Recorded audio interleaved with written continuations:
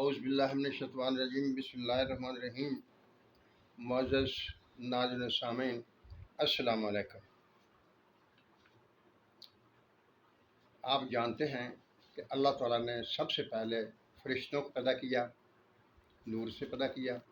اس کے بعد جنات کو پیدا کیا، جنات کو آگ سے پیدا کیا،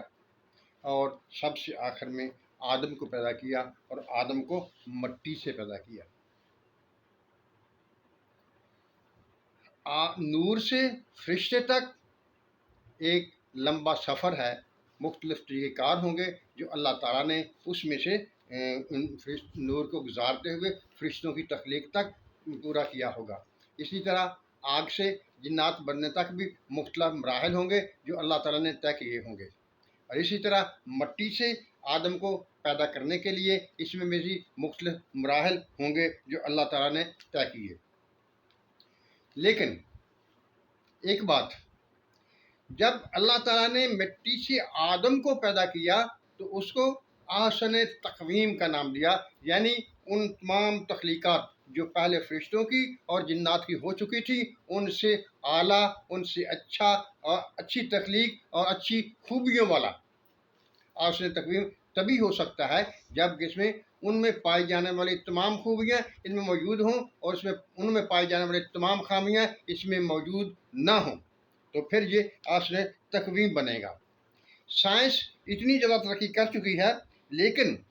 اس کے باوجود وہ ابھی تک یہ نہیں سمجھ سکے کہ اس آدم میں، اس انسان میں کس قدر خوبیاں اللہ تعالیٰ نے وجود کی ہوئے ہیں اور کتنے نظامات اللہ تعالیٰ نے اس میں پیدا کیے ہوئے ہیں۔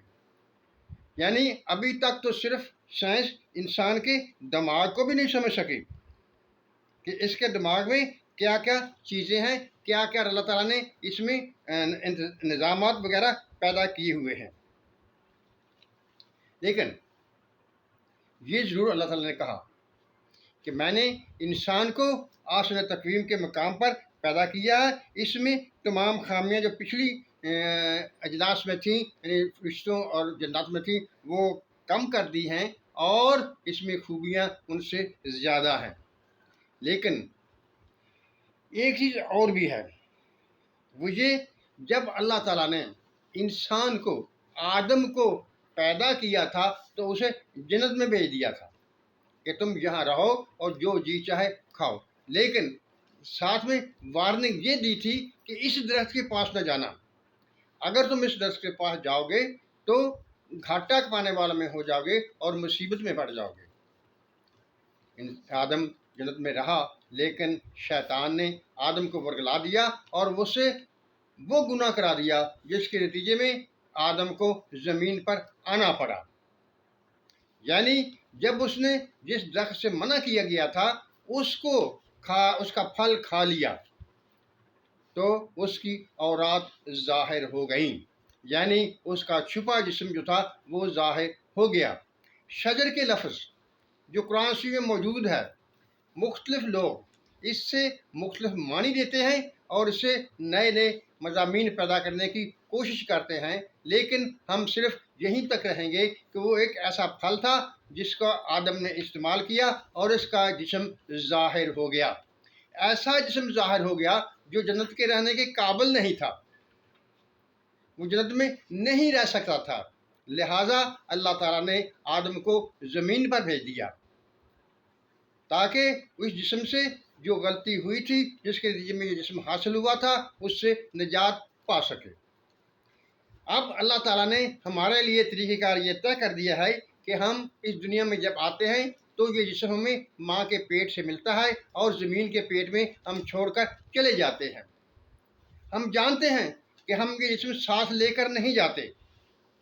یہ دنیا میں ملتا ہے اور دنیا میں بھی ہم اسے چھوڑ جاتے ہیں۔ جب ہم آگے جاتے ہیں تو شخصیت، پرسنالٹی ہماری ہی ہوتی ہے، وہی جسم ہوتا ہے جو اللہ تعالیٰ نے پہلے آدم علیہ السلام کا پیدا کیا تھا، یہ جسم لے کر وہ جنت میں گیا تھا۔ اب اگر یہ بشری جسم جو ہمیں اس میں ملتا ہے، اگر یہ جسم لے کر ہم نے جنت میں جانا تھا یا ہم جا سکتے ہیں تو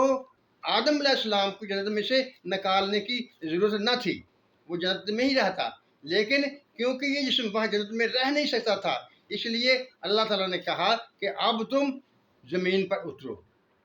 یہاں ایک سوال پیدا ہوتا ہے، جب آدم علیہ السلام نے اللہ تعالیٰ سے معافی مانگ لی تو اللہ تعالیٰ نے اسے معافی دے بھی دی، تو اس کو زمین پر کیوں اتارا؟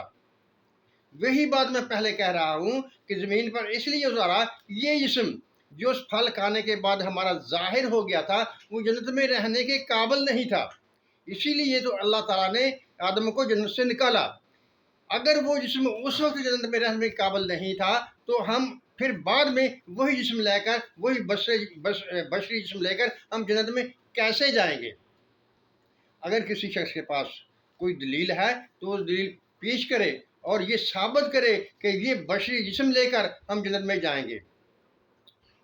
یہ بشری جسم جنت میں جانے کے قابل نہیں ہے۔ دلیل صرف یہی ہے کہ اگر یہ جسم جنت میں جانے کے قابل ہوتا تو اللہ تعالیٰ آدم کو کبھی بھی جنت سے نہ نکالتا۔ معزز ناظرین و سامعین، اللہ تعالیٰ ہم سب پر اپنی رحمتوں کی بارش کرے، لیکن